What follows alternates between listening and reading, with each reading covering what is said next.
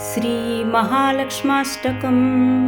नमस्तेऽस्तु महामाये श्रीपीठे सुरपूजिते शङ्खचक्रगदाहस्ते महालक्ष्मि नमोऽस्तु ते।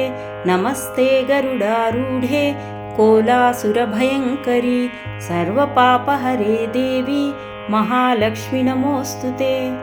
सर्वज्ञे सर्ववरदे सर्वदुष्टभयङ्करी सर्वदुःखहरे देवी महालक्ष्मि नमोऽस्तु ते।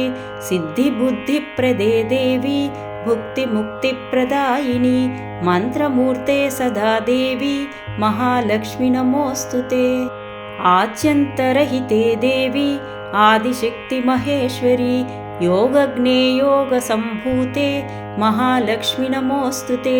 स्थूलसूक्ष्ममहारौद्रे महाशक्तिमहोदरे महापापहरे देवी महालक्ष्मि नमोऽस्तु ते। पद्मासनस्थिते देवी परब्रह्मस्वरूपिणी परमेशि जगन्मातः महालक्ष्मि नमोऽस्तु ते। श्वेताम्बरधरे देवी नानालङ्कारभूषिते जगस्थिते जगन्मातः महालक्ष्मि नमोऽस्तु ते।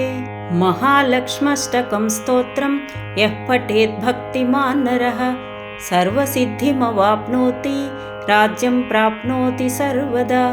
एककाले पठेन्नित्यं महापापविनाशनं द्विकालं यः पठेन्नित्यं धनधान्यसमन्वितः त्रिकालं यः पठेन्नित्यं महाशत्रुविनाशनं महालक्ष्मीर्भवेन्नित्यं प्रसन्ना वरदा शुभा।